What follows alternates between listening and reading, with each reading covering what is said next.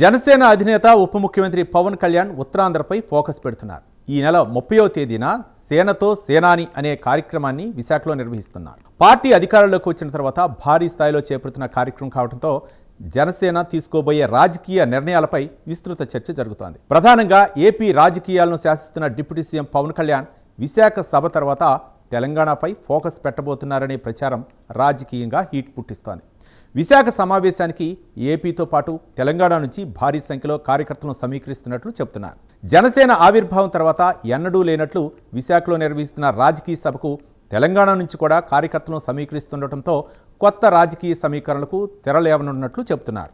Uttarandhra to Telangana జనసేనాని రాజకీయ వ్యూహం పెను సంచలనమేనా? ఉత్తరాంధ్ర నుంచే Pawan Kalyan action plan start చేస్తారా? దక్షిణాది రాష్ట్రాల్లో జనసేన విస్తరించాలనేది పవన్ లక్ష్యమా? ఇంతకీ రాజకీయ వర్గాల్లో జరుగుతున్న చర్చ ఏంటి? Let's watch the story.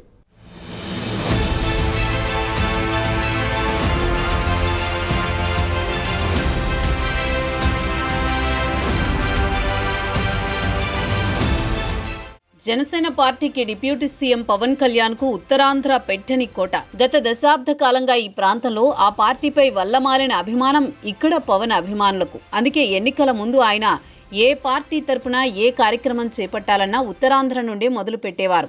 గత ఎన్నికల్లో కూడా అదే నమ్మకంతో పవన్ గాజువాక అసెంబ్లీ నుంచి పోటీ చేశారు. కాకపోతే కొన్ని కుట్రలు, రాజకీయ వ్యూహాలలో భాగంగా పవన్ కళ్యాణ్ ను పనిగట్టుకుని అందరూ ఏకమై ఓడించారు. అయితే పవన్ ఇక్కడ ఓడిపోయినా ఈ ప్రాంతంపై అభిమానాన్ని మాత్రం వదులుకోలేదు. డిప్యూటీ సీఎం అయ్యాక కూడా జనసేనాని అదే అభిమానంతో ఈ ప్రాంతంలో పర్యటించారు. ఇప్పుడు విశాఖలో జనసేన పార్టీ విస్తృత స్థాయి సమావేశం ఏర్పాటు చేయడం రాజకీయ వర్గాల్లో హాట్ టాపిక్ గా మారింది.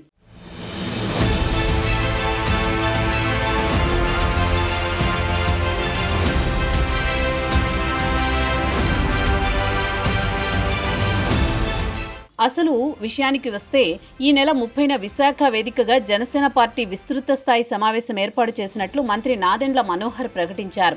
దీంతో ఇక్కడ ఇంత ముఖ్యమైన సమావేశం జనసేన జరపడానికి కారణం ఏంటి అనేదే రాజకీయ వర్గాల్లో చర్చనీయాంశమైంది. గతంలో ఎన్నికల ముందు కూడా పవన్ ప్రజా సమస్యలపై ఉత్తరాంధ్ర నుండే గొంతెత్తేవారు. అందులో భాగంగా పవన్ కళ్యాణ్ ఈ విస్తృత స్థాయి సమావేశం ఇక్కడ ఏర్పాటు చేశారంటున్నారు. ఉత్తరాంధ్రలో జనసేన తరపున విశాఖలో 4, శ్రీకాకుళంలో 1 విజయం సాధించారు.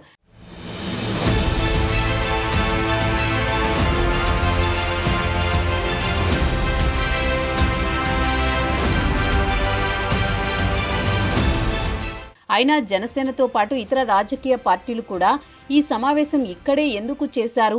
పార్టీ క్యాడర్ను ఉత్తేజపరిచేందుక, ఏడాది పాలన విజయవంతంగా పూర్తి అయినందున సెంటిమెంట్గా ఏర్పాటు చేశారా అనేది కూడా చర్చ జరుగుతోంది. అయితే ఈ విస్తృత స్థాయి సమావేశానికి కార్యకర్తల నుంచి పార్టీ అధినేత వరకు హాజరు కానున్నారు.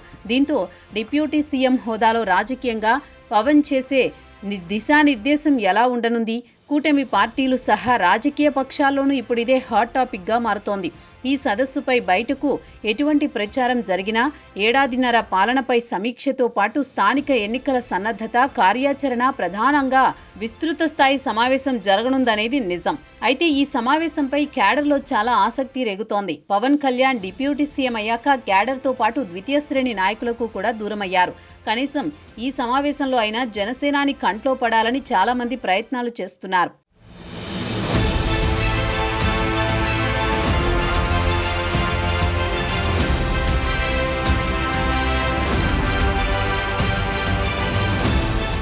మరోవైపు ఉత్తరాంధ్రకు కృతజ్ఞతలు చెప్పేందుకు విశాఖలో ఈ సమావేశానికి జనసేన సన్నద్ధమవుతోందంటున్నారు. దీంతో 30వ తేదీన ఇందిరా ప్రియదర్శిని మున్సిపల్ స్టేడియంలో విస్తృత స్థాయి సమావేశానికి సన్నాహాలు ఊపందుకున్నాయి.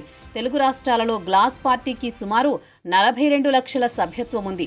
ఈ స్థాయిలో పార్టీకి బలోపేతం కోసం చేసిన ప్రయత్నంలో వాలంటీర్లు, జన సైనికులు, వీర మహిళలది కీలక పాత్ర.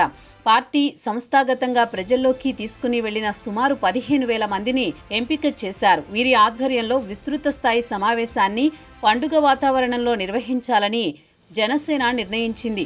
ఈ సమావేశంలో పార్టీ అధ్యక్షుడు, డిప్యూటీ సీఎం పవన్ కళ్యాణ్ కీలక అంశాలను లేవనెత్తే అవకాశం కనిపిస్తోంది. జనసేన రాజకీయ ప్రయాణం, కూటమి ఏడాదిన్నర పాలన, ప్రభుత్వంలో పార్టీ భాగస్వామ్యం వంటి వాటిని వివరిస్తారు జనసేనాని.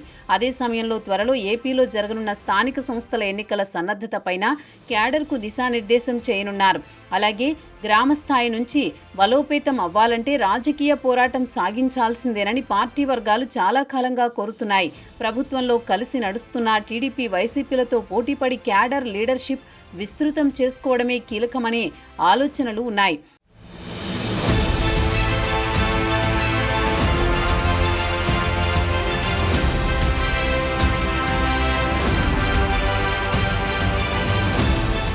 ఈ సమావేశంలో ప్రధానంగా స్థానిక సంస్థలపై పట్టు సాధించడం అనివార్యమనే చర్చ ఉంది. అందుకు అనుగుణంగానే ఎన్నికలు ఎప్పుడు జరిగినా పార్టీని, క్యాడర్ను సన్నద్ధం చేయడమే జనసేన ప్రధాన ఎజెండాగా భావిస్తోంది. ఈ నేపథ్యంలో జనసేనను మొదటి నుంచి అన్ని విధాలుగా ఆదరిస్తూ వస్తున్న ఉత్తరాంధ్ర మీద ఫోకస్ పెట్టినట్టు సమాచారం. ప్రభుత్వం పార్టీని జోడెడ్ల సవారీ చేయించడం పార్టీ భవిష్యత్తులో మరింత బలోపేతం కీలకంగా పార్టీ వర్గాలు భావిస్తున్నాయి. దీంతో జనసేన ఆలోచనలు, ఎత్తుగడలపై రాజకీయ పక్షాల్లో ఆసక్తి కనిపిస్తుండగా కొత్త ఉత్సాహం ఖాయమని గ్లాసు పార్టీ వర్గాలు చెబుతున్నాయి.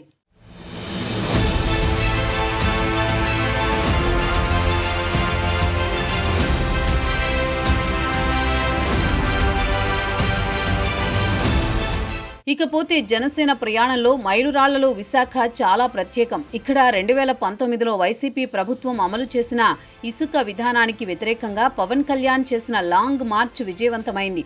ఆ తర్వాత విశాఖలో కీలకమైన సమావేశాలు నిర్వహిస్తూ వస్తోంది జనసేన. ఇప్పుడు ఏపీతో పాటు తెలంగాణ క్యాడర్తో విస్తృత స్థాయి సమావేశం పెట్టడం ఆసక్తికరంగా మారింది. ఈ క్రమంలో ఏపీలో మరింత బలోపేతం చేయడానికి జనసేన చేస్తున్న ప్రయత్నాలు ఫలించాయి.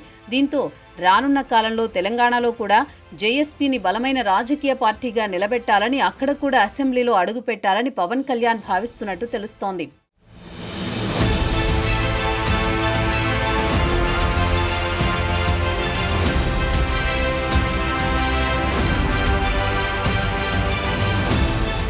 ఇదిలా ఉంటే దశాబ్ద కాలంగా ఉత్తరాంధ్రపై దృష్టి సారించిన పవన్ కళ్యాణ్ నాటి నుండి నేటి వరకు ఆ ప్రాంతంపై అదే అభిమానం కొనసాగిస్తున్నారు.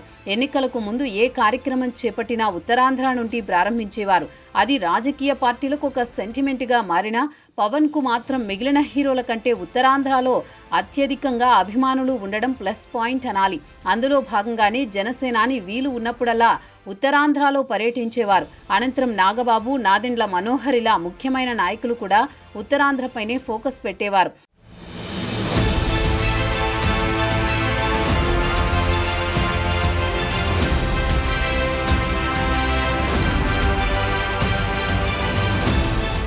ఇక ఎన్నికలలో కూటమి ఘన విజయం సాధించడం, ఇక్కడ చంద్రబాబు సీఎం కావడానికి, అక్కడ కేంద్రంలో నరేంద్ర మోదీ ప్రధానిగా మరోసారి ఎన్నిక కావడానికి జనసేన పార్టీ చాలా కీలక పాత్ర పోషించిందని రాజకీయ విశ్లేషకులు చెబుతున్నారు. ఇదే అనువుగా జనసేన తన పార్టీని తెలుగు రాష్ట్రాల్లో విస్తృతపరచాలని భావిస్తోంది. అనంతరం దక్షిణాది రాష్ట్రాల్లో కూడా పార్టీని బలోపేతం చేసే దిశగా వ్యూహాలకు పదును పెడుతోంది. అందులో భాగంగానే ఇటీవల పక్క రాష్ట్రాల్లో జరిగిన ఎన్నికల్లో కూడా పవన్ కళ్యాణ్ ప్రచారం చేశారు. కర్ణాటకలో ఎన్డీఏ తరపున ప్రచారం చేశారు. తమిళనాడులో బీజేపీకి వ్యతిరేకంగా జరుగుతున్న కుట్రలను, కుతంత్రాలను ఛేదించేందుకు పవన్ను కమలనాథులు ఒక ఆయుధంగా వాడుతున్నారట. అందులో భాగంగానే ఇటీవల తరచూ తమిళనాడులో జరిగే కార్యక్రమాల్లో పవన్ను హాజరవ్వడం కూడా అక్కడ అధికార పార్టీకి నిద్ర పట్టడం లేదట.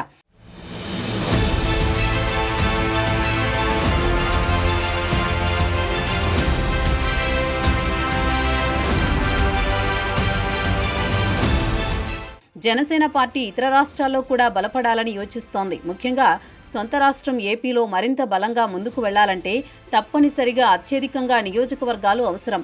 ఇందులో భాగంగా ఉత్తరాంధ్ర అండ తప్పనిసరి అనేది పవన్ కళ్యాణ్ గ్రహించారు.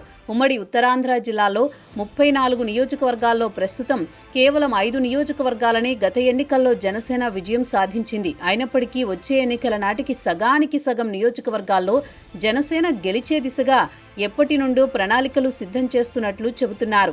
అందులో భాగంగానే ఇకపై కూడా పవన్ కళ్యాణ్ ఉత్తరాంధ్రపైనే మరింత ఎక్కువగా దృష్టి పెట్టే అవకాశం ఉందంటున్నారు. డిప్యూటీ సీఎం హోదాలో గిరిజన ప్రాంతాల్లో రోడ్లు వేసేందుకు కృషి చేస్తున్నారు.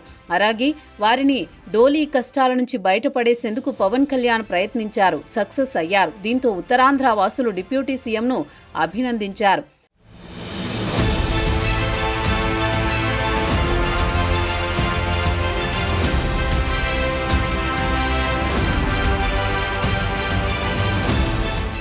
డిప్యూటీ సీఎం హోదాలో గత కొన్ని మాసాల క్రితం పాడేరు ఏజెన్సీలో పవన్ పర్యటించి గిరిజనుల సమస్యలు తెలుసుకున్నారు. ప్రభుత్వం సహాయంతో మరింత అభివృద్ధి చేయడానికి కృషి చేస్తానని హామీ ఇచ్చారు. పలుమార్లు గిరిజనులకు చెప్పులు, రగ్గులు, ఇతర బహుమతులు అందజేసి ఆయనకు గిరిజనులపై ఉన్న ప్రేమ మరోసారి చాటుకున్నారు.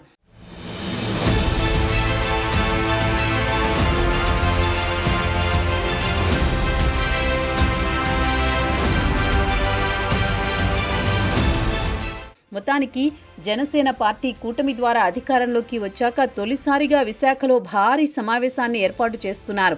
ఈ సమావేశం ఉత్తరాంధ్రలో జరుపుకోవడం అన్ని రాజకీయ పార్టీల్లో ఒక చర్చకు దారితీసింది. జనసేన పార్టీ మాత్రం తమకు గుండెకాయ వంటి ఉత్తరాంధ్రపై మరింత ఫోకస్ పెడతామని చెబుతున్నారు. మరి రానున్న రోజుల్లో ఉత్తరాంధ్ర పాలిటిక్స్లో ఎలాంటి పరిణామాలు చోటు చేసుకుంటాయో చూడాలి మరి.